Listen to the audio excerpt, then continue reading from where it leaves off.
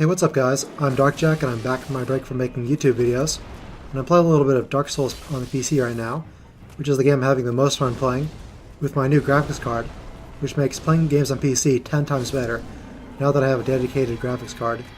And I just got an HDCP stripper, so I can finally record PS4 gameplay, because Sony is being dumb by not removing the HDCP on the PS4. And I'm also going to be uploading some Titanfall gameplay on PC after I get done with Dark Souls 2 and Final Fantasy X HD. Now, if you've been paying attention to the gaming news recently, it was revealed a while back that Titanfall will only be available on Xbox One, Xbox 360, and PC. And in this video I'm going to explain the rationale behind that decision. Now, the easy answer to that question is Microsoft paid EA to keep the game away from PlayStation. But why is it that Microsoft needed to pay EA in the first place to keep Titanfall off of PlayStation? That is the real question I'm going to answer in this video.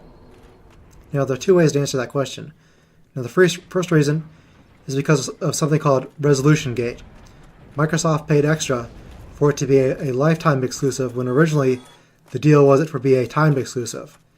But because of Resolution Gate, information was leaked that Call of Duty Ghosts and Titanfall would be in 720p on Xbox One, whereas Call of Duty Ghosts would be in 1080p on PS4.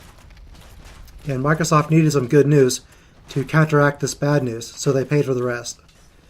There's lots of evidence out there on the internet. You've got insiders like Crazy Bugs on the Train, Famous Mortimer, and Thuway all saying it's going to be in 720p.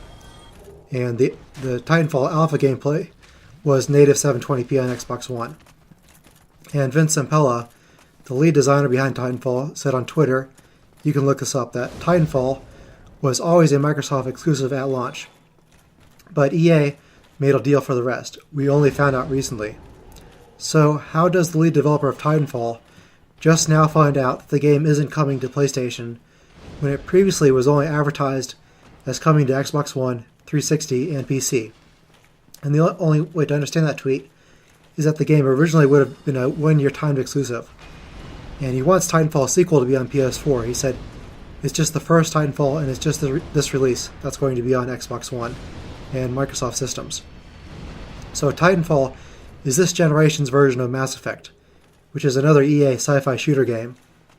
And the first one was exclusive to the 360, but the later ones came to PS3 as well. But we still have not fully answered this question.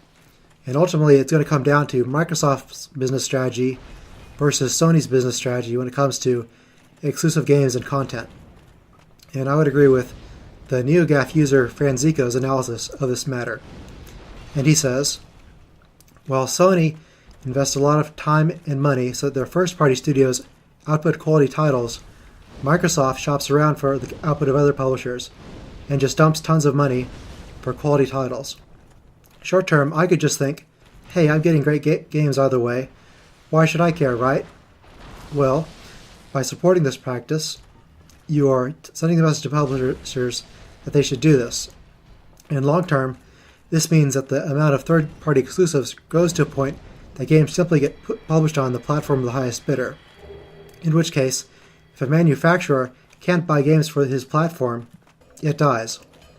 Finally, we are left with a monopoly, at which point the spoils, control over the market, go to the platform holder who simply had the most money from the beginning. And this is the worst bit.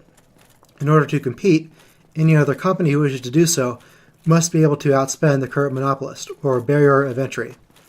Now, to put that in my own words, what he's saying is that Sony makes exclusive content while Microsoft in general buys it. Sony makes exclusive content while Microsoft buys it. And rather than spending money to make new games and so contribute to the industry, Microsoft instead spends money to take games away from their competitors that would have been multi-platform. And Microsoft just seems to spend money to buy third-party content while Sony makes it through their first-party studios. And there is a huge difference between making original content versus spending money to keep that content away from others. And Microsoft is not making exclusive content outside of 343 Industries with Halo, Forza, and Rare, which is assigned to the purgatory of making Kinect games. So what they are doing is they are instead paying others to keep the games away from their competition, and that is a monopolistic tactic. And that is why Microsoft needs to buy Titanfall exclusivity, because that is the heart of their business strategy. Microsoft needs a monopoly to operate. They believe that they can win the console war simply because they start out with the most amount of money. And instead, what they could have done is they could have used that money that they spent to buy exclusivity to make original content that would not have otherwise existed, and so contribute to the games industry. But because they know they can't make anything better than what Respawn is doing, they instead buy exclusivity. To use an analogy, Microsoft is like a rich dad who buys exclusive toys for his children that their friends at school don't have.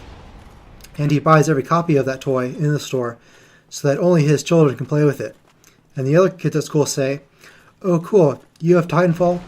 I wish my dad could buy cool stuff like that for me." Not realizing that they too could have played with it, had not Microsoft been so incompetent at making his own toys. Sony, on the other hand, is like the hard-working father who makes his children his own handmade toys, not because he can't afford to make his children or buy his children toys of others, but because he knows that he can make toys that are just as good as those in the store. But eventually what is going to happen is that Microsoft's war chest is going to run out. If you look at the beginning of last generation, you had Mass Effect, Halo 3, Geometry Wars 2, Bioshock on the 360, which had a much better lineup of games than the PS3. And you could argue now that the Xbox One has a better lineup of games, with Titanfall coming out. But what is going to happen is that eventually the exclusive content is going to dry up, just like the 360, after Halo 4, while the PS3 recovered. If you just look at all the exclusive games coming out for PS3 in 2013. And even now, you have even more games coming out. You've got Final Fantasy X HD and a bunch of JRPGs. And so with the PS4, Sony's first-party studios are going to ramp up their game, and all of Sony's first-party studios are working on PS4 content. And eventually the number of exclusives will probably increase from PS4 to the point where there are going to be more games on PS4 that are exclusive than Xbox One.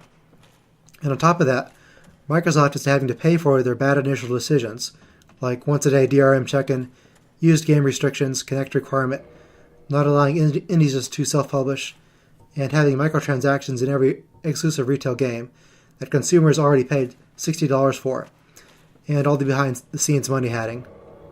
So make no mistake, this generation, Titans will fall.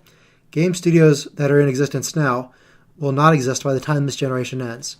Just look at last gen. You had THQ, Big Huge Games, Bizarre Creations, Team Bondi, EA Visceral Montreal, and all the other companies that will go out of business.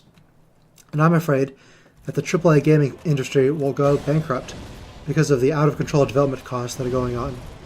And any company who makes a deal for exclusive content with Microsoft could find itself on the outside looking in when the PS4 outsells the Xbox One by a huge margin, because right now every PS4 that goes on the shelves is being bought, whereas retailers have they have too many Xbox Ones and they don't know what to do with them.